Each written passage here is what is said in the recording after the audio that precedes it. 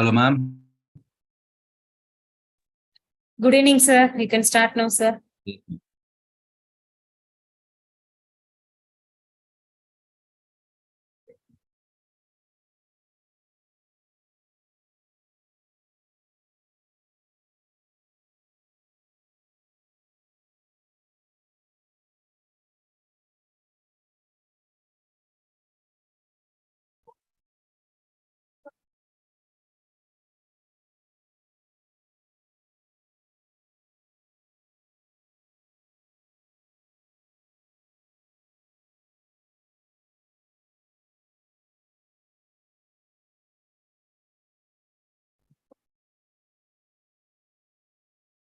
The next set of questions from previous papers. Which of the following overlapping is incorrect? Assuming the z-axis as an internuclear axis. The z-axis as an internuclear axis. Now, 1s orbital and 2p y orbital. If we take z as an z-axis as an internuclear axis, no bond will be formed. No bond will be formed. Because py z, this is on the y-axis. Therefore, no bond will be formed. So the wrong option or the incorrect option amongst this is option D is an incorrect option. The next question. Ion-induced dipole interaction is stronger than dipole-induced dipole interaction. This is assertion. Reason: accumulated charge on a molecule in case of an ion-induced dipole is more compared to that of the case of dipole-induced dipole. Now, ion-induced dipole. What is that ion-induced dipole? Now, if you have an ion, whether it's a positive ion or a negative ion, and if we have a molecule like H2, this is hydrogen. Hydrogen is a non-polar molecule. Non-polar molecule. So this non-polar molecule, we can represent it like this: hydrogen. Hydrogen, 2 atoms are there, 2 protons have. Now this is an ion. Now this ion will induce polarity in this molecule. When this ion induces polarity in this molecule, then it is called as ion-induced dipole. So likewise, we have the other concept as dipole-induced dipole.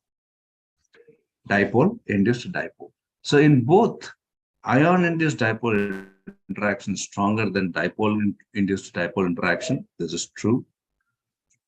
Accumulated charge on the molecule in case of ion-induced dipole is more compared to the case dipole. This is also true. Both assertion and reason are true.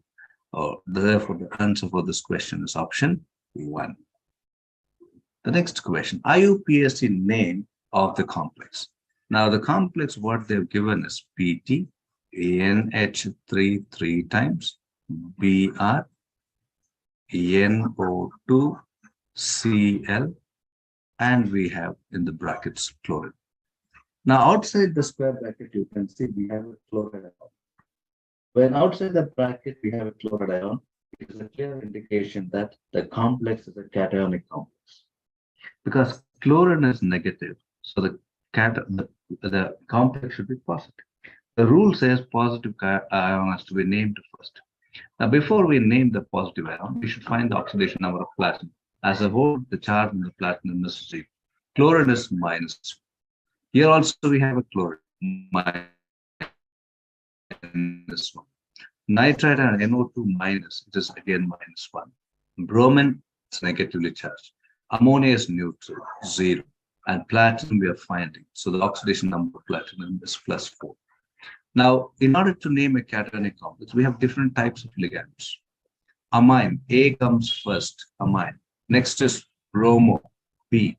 Next is chloro. And fourth is nitrite. It's nitro. So we will name this molecule as triamine, bromido, or bromo. In modern days, it's bromido. In the old days, it was called as bromo, and chlorido and nitro. It's a continuation. Nitro. It's a cationic complex. So the name has to have a same name, platinum. Oxidation number is 4 for platinum, and the counter ion is chloride. So triamine, bromido, chlorido, nitro, platinum, 4, chloride. Therefore, the answer for this question is option 2. No spacing. No spacing should be there. It should be a continuous name. It's a one name, one single name. The cation should be one complete single name. So the answer is option 2. The next question. Many transition metals form interstitial compounds.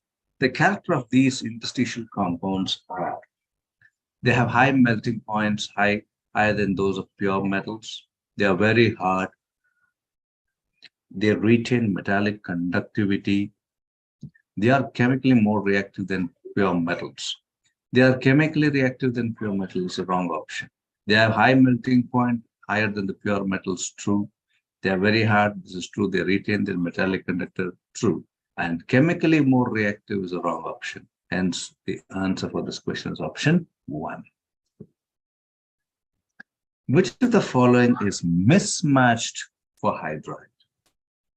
Which of the following is mismatched for hydride? Now, electron precise. Carbon has 4 electrons in the outermost orbit. Each hydrogen has 1 electron each. Now, these are shared to form a covalent bond. So there is no extra electron deficiency in electron, therefore it's electron precise. This is true. Water, if we take H2O, oxygen have 6 electrons in the outermost orbit. Each hydrogen atom has 1 electron like this, and they share. So oxygen has 2 pairs of electron rich. So this is electron rich. This is also true. And NaH, it's called a saline. It's an ionic, Na plus and I minus. This is also true. So this KH also will have the same property as NaH because sodium and potassium belongs to same group. This KH is also called as saline hydride. It's also called as saline hydride, or it's also called as ionic hydride. So the wrongly matched concept is the second, which is called interstitial hydride. It is wrong. So the mismatch is option 2. In this next question, boron trifluoride and sodium hydride giving you X and Na. X will be boron trifluoride on reacting with sodium hydride. The product what we get is diboron B2H6 plus sodium fluoride. The equation is not balanced, but this is called as diboron. So the product what we get is diboron. Hence the answer for this question is option 1.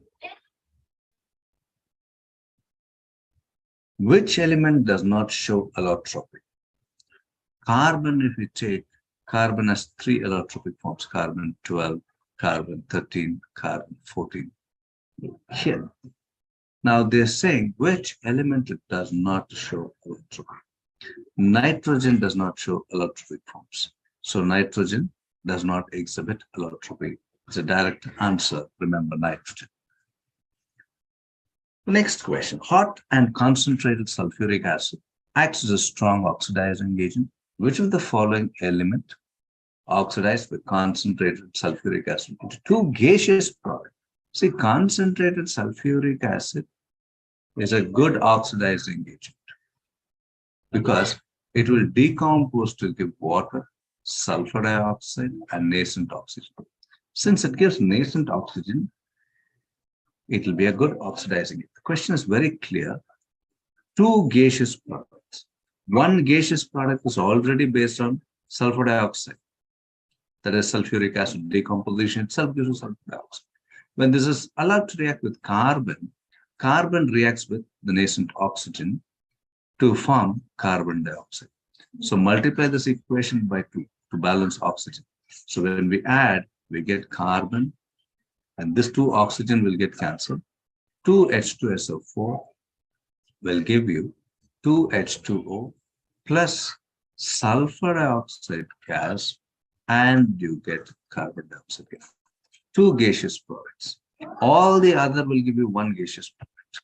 Here it is 2, one sulfur dioxide, the other one is carbon dioxide. The question is very clear, gives 2 gaseous products. Hence the answer for this question is option C.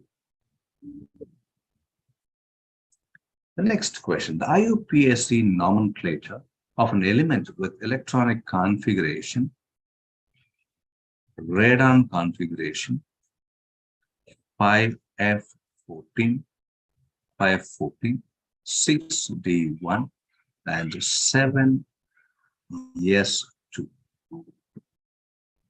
The element with this configuration, the atomic number of this element is 103. When the atomic number of element is 103, it is named as UN and T, unitrium. Therefore, the answer is option 4. X is maximum in. X is water of hydration. Every molecule contains X. You can see this is X moles of water. Here also X moles of water. Here also X moles of water. Here also X moles of water. X is maximum in.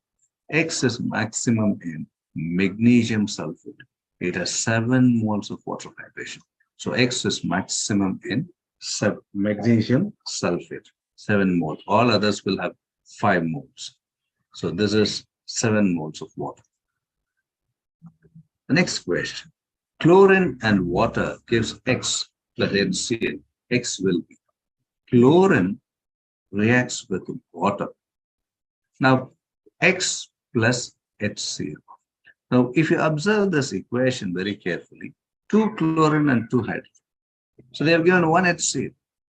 The other product is also what?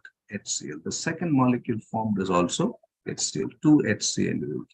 So the answer is HOCl. Sorry, there's one oxygen here.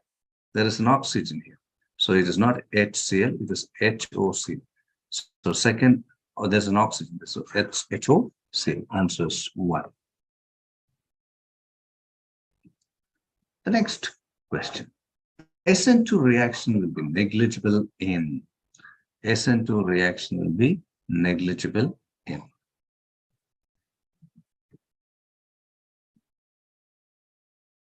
Now, we have these molecules here.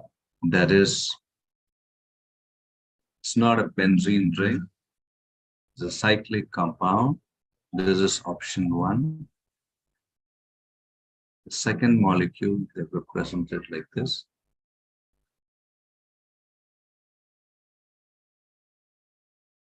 This is also cyclic compound. This is bromobenzene. And fourth is a cyclic compound. This is fourth. The question is, SN2 reaction will be negligible in.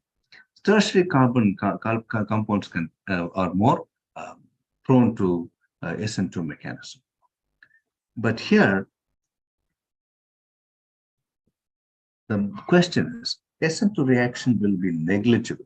The SN2 reaction will be negligible in the first option, second option, and the third option. All these are poor living groups. So therefore, in all the 3, SN2 reaction will be negligible. Only here the SN2 reaction will be more easily possible. Therefore, the answer is option 2. These 3 are resonance stabilized. They are resonance stabilized.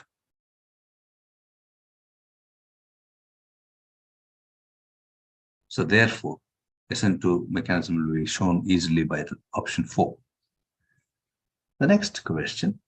Select the correct statement. Reaction of cold hydrogen iodide with anisole shows. Option is not clear. The second one, major product or the following reaction with is an isocyanide. So C2H5Br plus AgCN is. Now this AgBr gets eliminated as a byproduct, and nitrogen donates an electron pair. So we get C2H5NC. This is because of the lone pair of electron on nitrogen. So this AgCN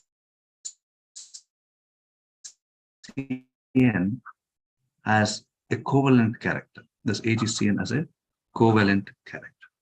So the nucleophilic center is nitrogen. So here carbon will share an electron with silver because of the covalent character. So the nucleophilic center is nitrogen. Therefore, isocyanide is formed. The next one is option C. We have an alkynyl chloride. This is wrong. This is CH2 double bond CH, This has a partial double bond character on carbon and chlorine. So it does not react with sodium hydride. Sodium hydride is a dehydrohallucinating agent. Since it's a dehydrohallucinating agent, it should be in a position to remove water. It should remove hydrogen and halogen. But this reaction does not take place because this bond is partial. Carbon oxygen chlorine bond is partial. So it does not react with sodium hydride to give ether. So option B and option C both are correct. Hence the answer is option 3. That is B and C. The next question. This is a Gabriel phthalimide reaction. Gabriel phthalimide reaction. This Gabriel phthalimide reaction is a process in preparation of primary amine. So this is a benzene ring. It's a C double bond O, C double bond O, NH. This, when we allow it to react with KOH, the first step, this OH, case of which K goes, so we get a benzene ring, C double bond O, C double bond O, NK. This, when we react with alkyl bromide, like ethyl bromide, bromine and K gets eliminated as KBr. In place of K, C2H5 goes. So you have a benzene ring, C double bond O, C double bond O. This reaction mechanism now at this stage, it's not required for you because you're preparing for a competitive exam, C2H5.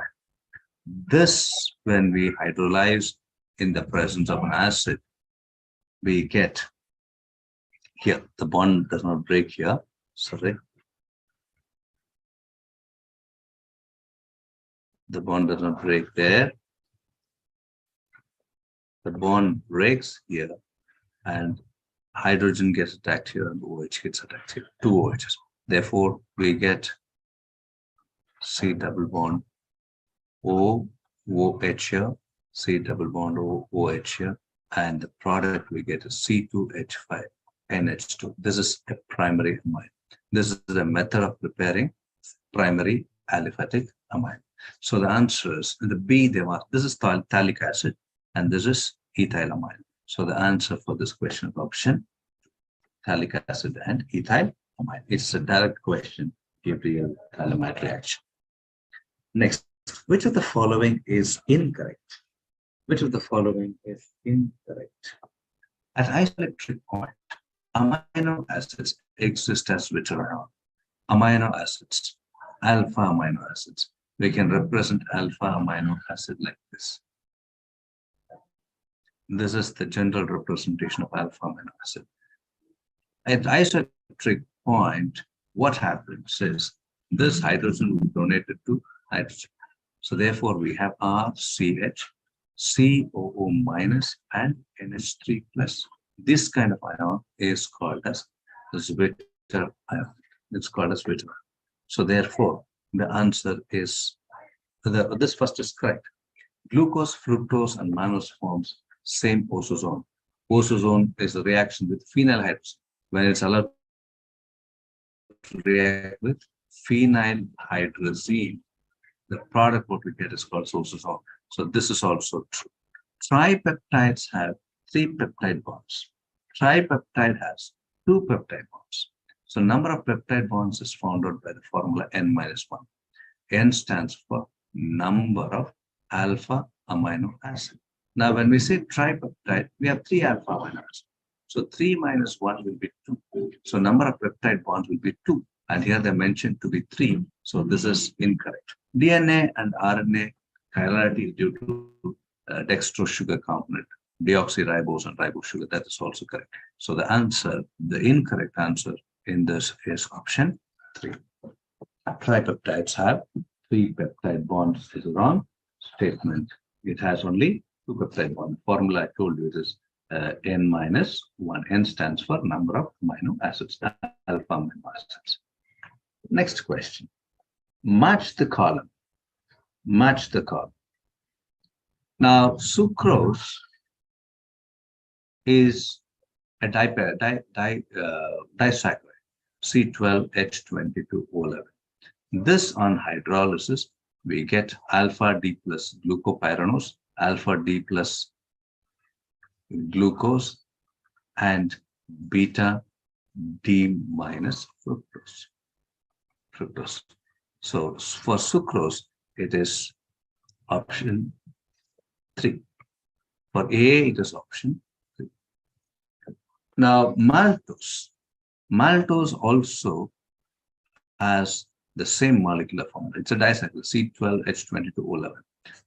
This, when we hydrolyze, we get 2 glucose units. 2 glucose units. Alpha D plus glucose units. Alpha D plus. Therefore, for B, it is option 1. Now, the third one is lactose. All are disaccharides here.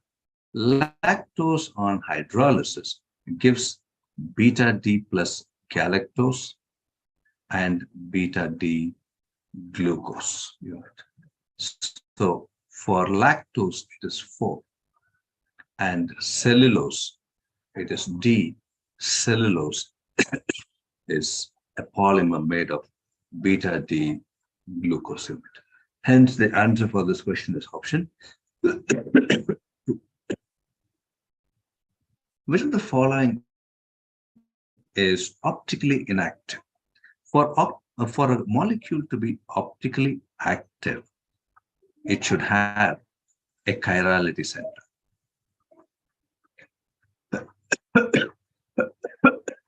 Chiral compound, when we say carbon bonded to 4 different groups, a carbon bonded to 4 different groups will be called as chirality. Now, which of the following is optically active? Now, the molecule which are optically active is, now this is in one plane. This is a planar benzene ring. This is also in a plane. But these bromine and these chlorine atoms are in different planes. Therefore, this molecule it will be optically active, and all the other will not have optically active. So this is the answer for this question, option 3. Option 3. The next question, the IUPAC name of the compound. The compound is CH3, C double bond O, CH2, CCN, CH3, and CH3. This is the molecule they've given. See, there are 2 functional groups. One is cyanide and the other one is carbon. So the preference has to be given for cyanide, nitriles. Cyanide has to be given the preference first. So if we number this 1, 2, 3, 4, and 5, I have 5 carbon in the long chain, therefore it is spent. And since nitrile is the first carbon, we will write it as pentane nitrile. But at 4th carbon, we have a ketone group. So it's a substituent, second functional group. It's written as 4-oxo. So these 2 becomes substituent. So it will be 2, 2 dimethyl 4-oxo pentane nitrile. Hence, the answer is option 4, 2, 2, dimethyl 4 oxo. Okay. The next question. How many of the following compounds or ions are anti-aromatic? Anti-aromatic. Now, the answer for this is following D by Huckel's rule. There's 4n plus 2 pi electron, and the molecule should be planar. Now, these two rules, amongst these molecules, the molecule here, this does not follow D by Huckel's rule. It has only 4 pi electrons, it will not follow. And this molecule, this also has only 4 pi electron. This has 4 pi electron. This also has 4 pi electron. And this molecule,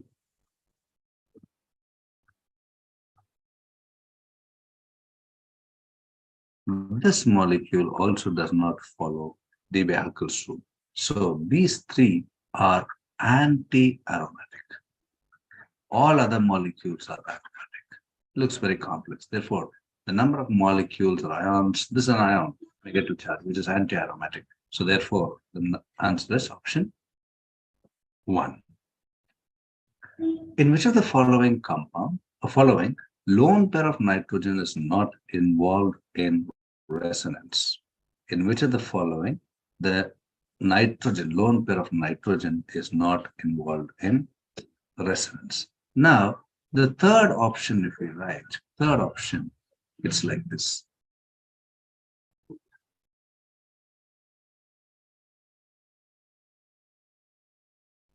This is the lone pair of electron. In all other molecules, the nitrogen will be moving towards the benzene ring due to resonance. But here, there is a substituents at ortho position. These are ortho positions. So this is called as ortho effect. Due to ortho effect, lone pair is not involved in resonance. Hence, the answer is option C. The next question. Which compound cannot give aldol reaction?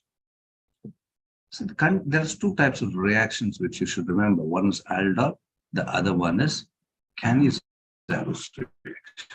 If a molecule has to undergo aldol condensation, it should contain alpha hydrogen atoms. Molecule containing alpha hydrogen will undergo aldol. So a molecule which does not contain alpha hydrogen, which do not contain alpha hydrogen atoms, will undergo Cannizzaro reaction. Now, one such example, if you take this example, CH3C double bond O CH3. This is the functional group. Carbon atom attached to the functional group is called as alpha carbon. And these hydrogen are called as alpha hydrogen. Hydrogen atom attached to alpha carbon will be called as alpha hydrogen. So this molecule contains alpha hydrogen. Therefore, it will undergo aldol condensation reaction.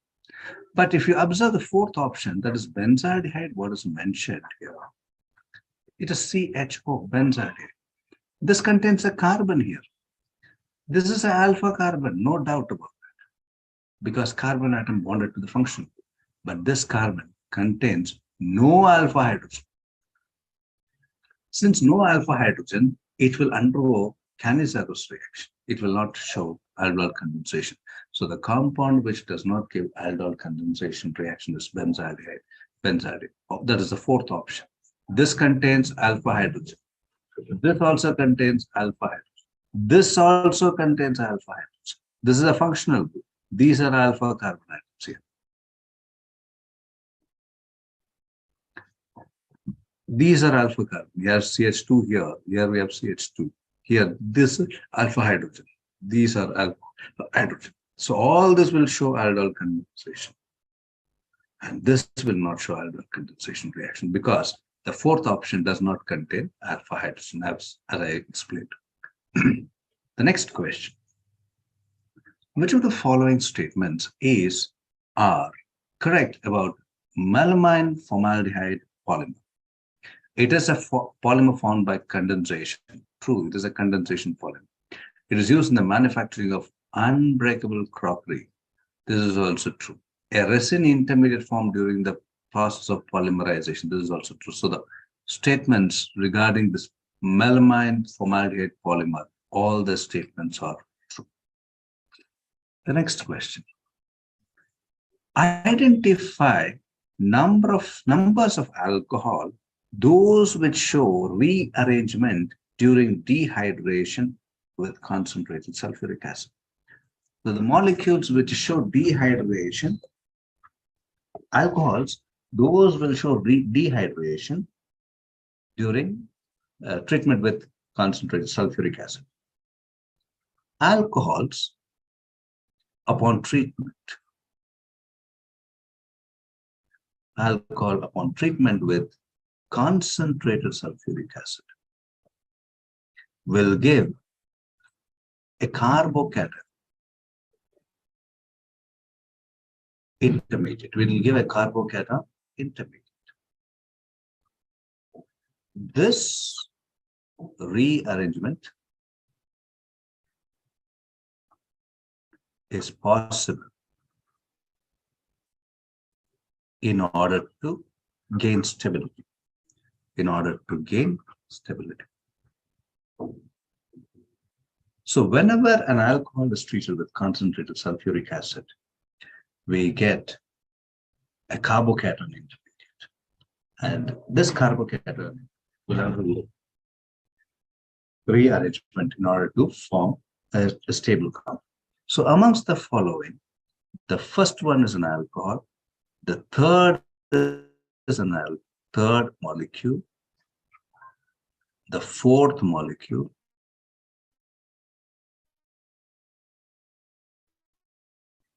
the eighth molecule form carbocations which undergoes rearrangement reaction. So number is 1, 2, 3, 4, 5. So the answer for this question is option 1. These 5 molecules will show carbocation formation and it will undergo rearrangement. The next one. For a first order reaction, the time taken to reduce the initial concentration by a factor of 1/4 is 20 minutes. It's a first order reaction. The time required to reduce the initial concentration by a factor 1/4. 1/4, that is 25%. It's not half-life period. The time required for 25%, there is 20 minutes.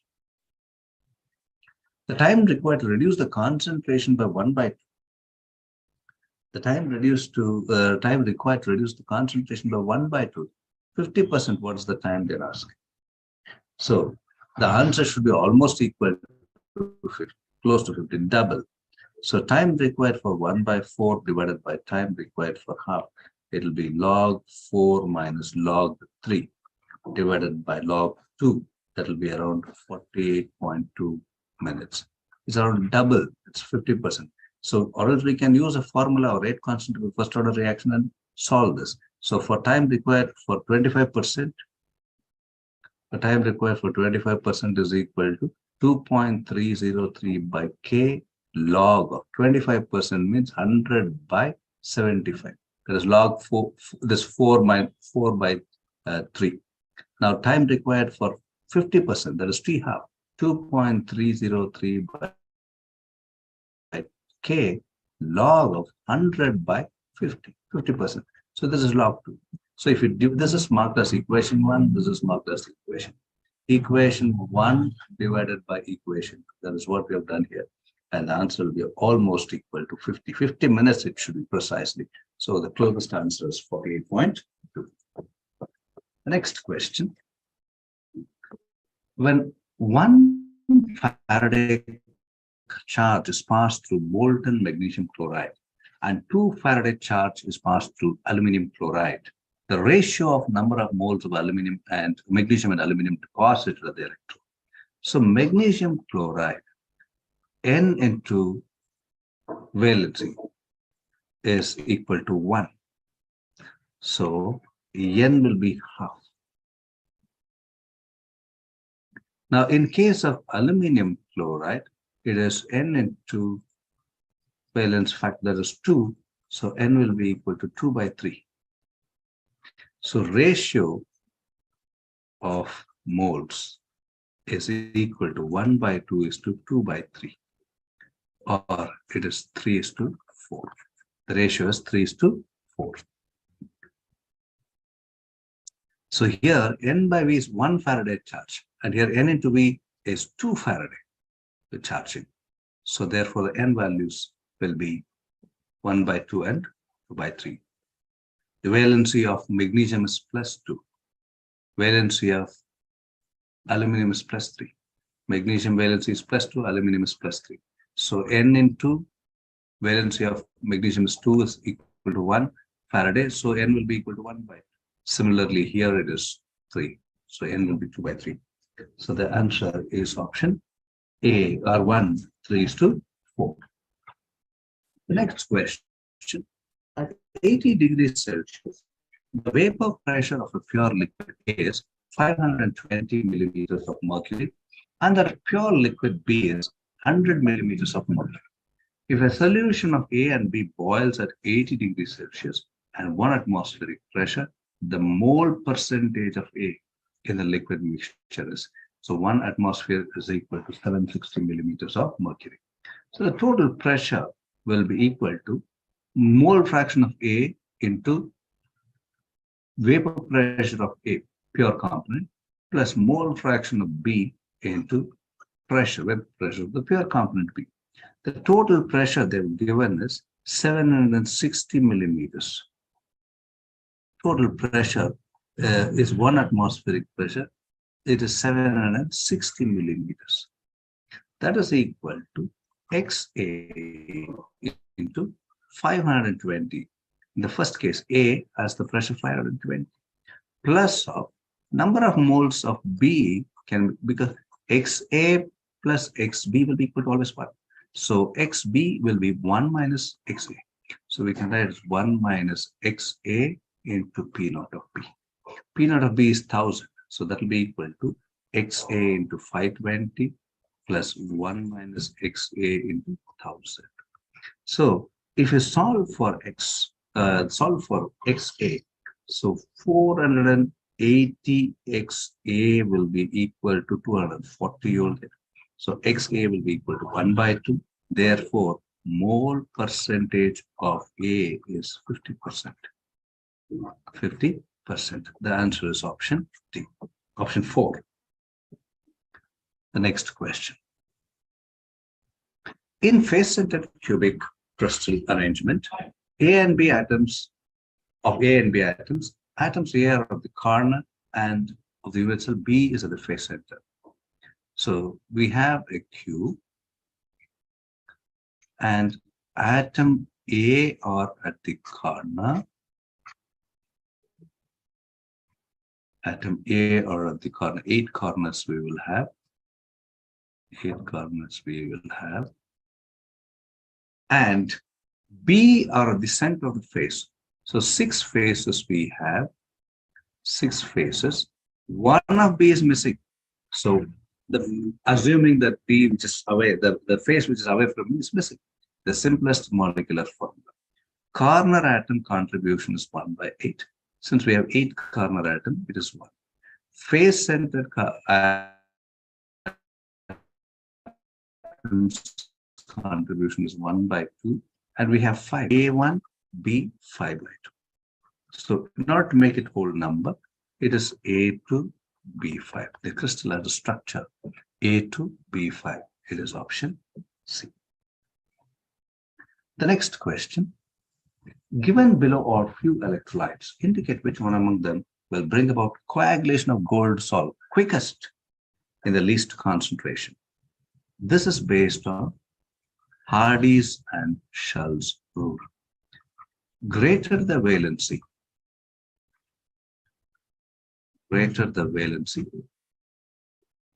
greater is the coagulating capacity. Coagulating ability or capacity. Now, gold salt is a negatively charged colloid. Gold solid is a negatively charged colloid. In order to coagulate negatively charged, we need to have a positively charged active ion. Here, the positively charged active ion is sodium. Here, the positively ion is magnesium. Magnesium has a valency 2 plus. Aluminum has a valency plus 3. Here, potassium has a valency plus 1, and this is minus 4. It cannot be used as math. So, greater the valency, aluminum has greater valency. Since aluminum has greater valency plus 3, aluminum sulfate will be a better coagulating agent for gold salt. Hence, the answer is option 3. The next question. List 1 compounds with list 2 oxidation state of nitrogen. In the first case, Na, An3. As a whole, the charge is 0. We have to find for nitrogen. We take it as X. And sodium is plus 1. So X will be 3X because 3 nitrogen we have. So 3X will be equal to minus 1. X will be equal to minus 1 by 3. So for A, the option is C. Small letter C.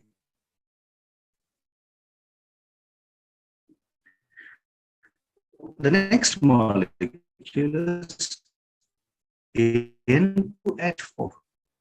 Which is 0. Hydrogen is plus 4 is 4. And we don't know for we take it as B. That is option D. Next, we have O, the third molecule is N. As a whole, the charge is 0. Oxygen is minus 2. Nitrogen is X. So X will be equal to plus 2. C, it is plus 2. Option B.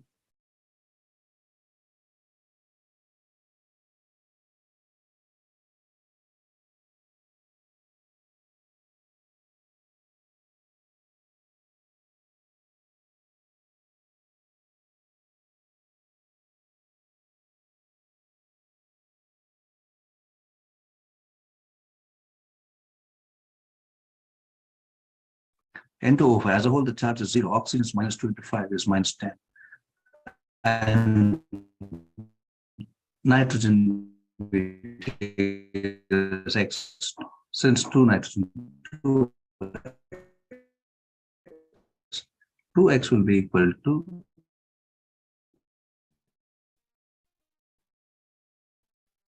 10. Or X will be equal to plus 5. So for D, it is small. So the answer for this question A, C, and D, A is option. Removal of an electron from inertial hydrogen 3.4 electron volt. Then the energy of first excitation is 2. E1 is the least. First excited E2. E2 will be minus 13.6 into 1.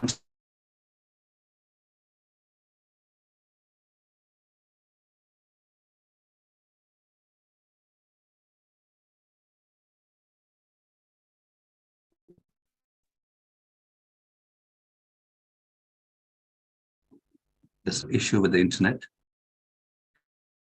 So on simplification, the answer will give us minus 3.4 electron volt. Answer is option 3.